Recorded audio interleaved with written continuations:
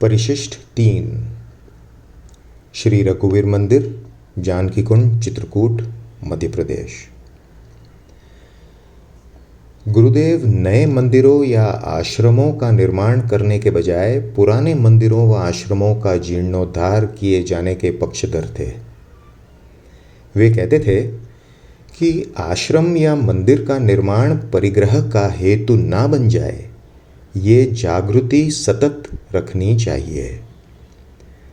या तो इनका निर्माण न हो या फिर निर्माण होने पर इनके मूलभूत हेतु सेवा और परमार्थ छूट न जावें, इसकी सतत सावधानी रखी जानी चाहिए।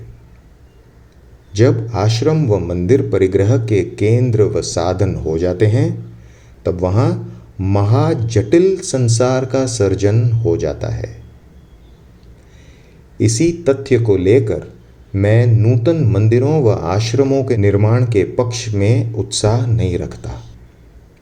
इसीलिए मैं बराबर कहता हूँ कि मंदिर का पुजारी व आश्रम का महंत विरक्त, वैराग्यवान और अपरिग्रही होना चाहिए। जानकी कुंड की एक गुफा में श्री लालाजी यानी बाल रूप में भगवान श्री राम की मूर्ति का वर्षों से पूजन होता था। भक्त समाज इसी गुफा को मंदिर मानता था। समय के साथ ये गुफा बहुत जीर्ण शीर्ण हो गई। स्थान के महंत श्री मौनी जी महाराज की इच्छा हुई कि वहाँ पर एक नए मंदिर का निर्माण हो। इस कार्य की जिम्मेदारी उठाने के लिए गुरुदेव के भक्त भीमजी भाई मानसाता तैयार थे।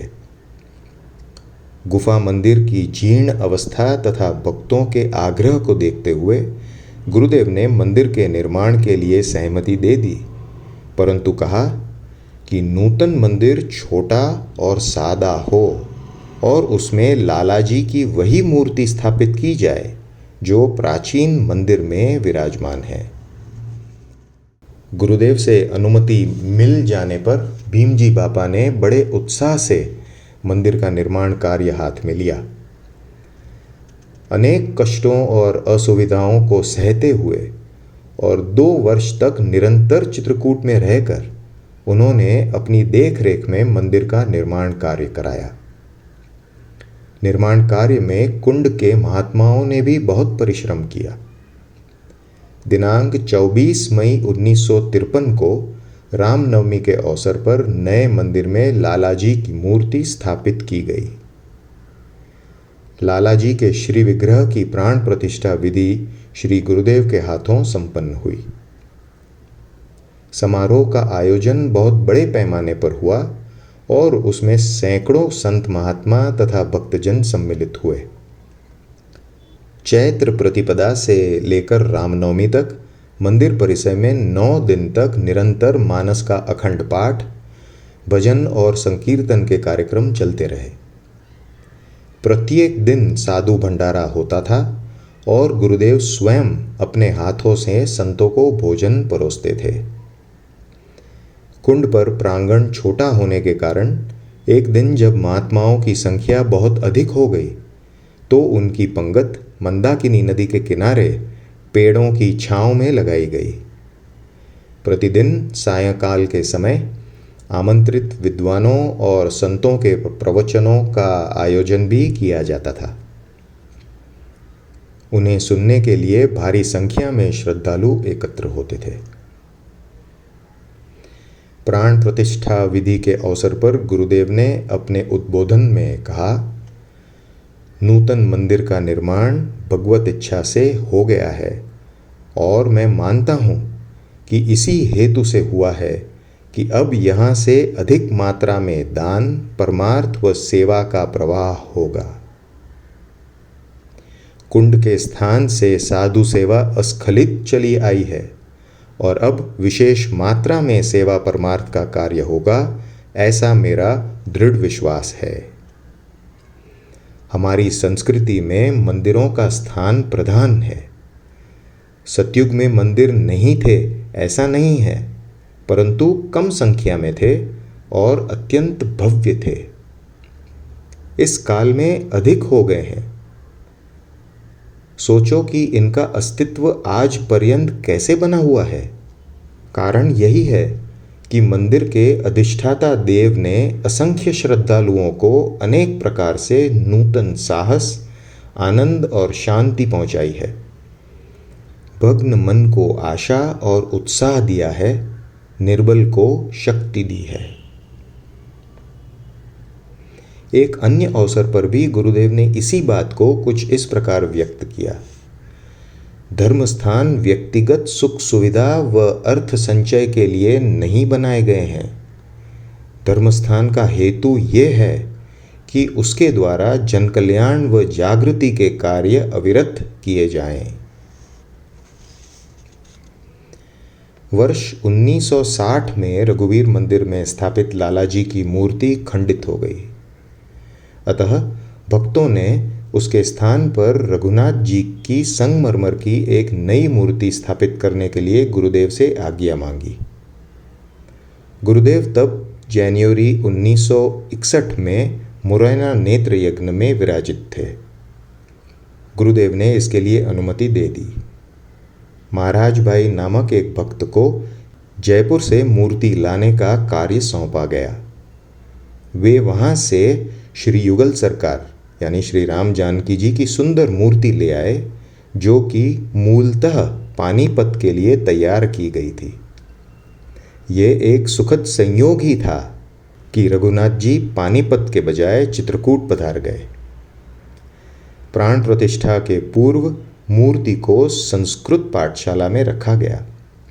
प्राण प्रतिष्ठा का आयोजन 25 मार्च 1961 को रामनवमी के दिन किया गया। प्रतिपदा से नवमी तक श्री राम नाम का अखंड संकीर्तन, होम हवन आदि कार्यक्रम चलते रहे। प्राण प्रतिष्ठा के अवसर पर हजारों भक्त और महात्मा उपस्थित हुए। ये कार्य संपन्न हो जाने पर गुरुदेव ने श्री रघुनाथ मंदिर की व्यवस्था के लिए एक ट्रस्ट बनाया। यही ट्रस्ट तब से रघुवीर मंदिर की व्यवस्था का कार्य संभाल रहा है। श्री राम संस्कृत विद्यालय। रघुवीर मंदिर का निर्माण पूर्ण होने पर रामनवमी 1953 को वहां लालाजी के श्री विग्रह की प्राण प्रतिष्ठा के अवसर पर गुरुदेव ने इच्छा व्यक्त की कि कुंड पर एक संस्कृत पाठशाला भी बने। इस इच्छा की पूर्ति के लिए उसी वर्ष गुरु पूर्णिमा के अवसर पर गुरुदेव के भक्त जयराम भाई कोटेचा के आर्थिक सहयोग से कुंड पर एक संस्कृत विद्यालय प्रारंभ किया गया, जिसका नाम श्री राम संस्कृत विद्यालय रखा गया। विद्यालय प्रारंभ हो जाने पर गुरुदेव ने शिक्षा के संबंध में अपनी परिकल्पना को अभिव्यक्त करते हुए कहा, मैं चाहता हूं कि धार्मिक मान्यताओं के विभिन्न ग्रंथों का अभ्यास यहाँ कुंड पर कराया जाए। जितने विद्यार्थी तैयार होंगे उनके माध्यम से संप्रदाय के तत्वज्ञान, सिद्धांत, साधन व भजन की सही समझ लोगों में बढ़ेगी। जब तक शिक्षित पुरोहित, कथाकार, उपदेशक जन समूह के बीच नहीं पहुंचेंगे, तब तक गलत रूढ़ियों, अंधविश्वास आदि का मिटना असंभव है। जो कोई चाहे पाठशाला में दाखिल हो सकता है। धर्म, जाति, उम्र आदि का भेद न रखा जाए। पाठशाला के सुयोग्य आचार्यों के निर्देशन में यजमानों की इच्छा के अनुसार जब अनुष्ठान, यज्ञ, पाठ आदि शास्त्रीय पद्धति और शुद्ध रीति से करने वाले तैयार हो जाएं, तो उनकी भी जीविका उपार्जन की समस्या हल हो जाएगी। संस्कृत शिक्षा क्रम के साथ हायर सेकेंडरी स्कूल, गौशाला, किसानी आदि का अभ्यासक्रम सुलभ हो जाएं, ऐसा भी मैं चाहता हूँ। जो विद्यार्थी मेधावी हों, उनके लिए डॉक्टरी, वैद्यकी, इंजीनियरिंग या कानून जैसे विषयों के उचित अभ्यास की सुविधा का आयोजन करना भी जरूरी है। गुरुदेव का विचार था कि शिक्षा का अंतिम उद्देश्य परहित व परोपकार होना चाहिए।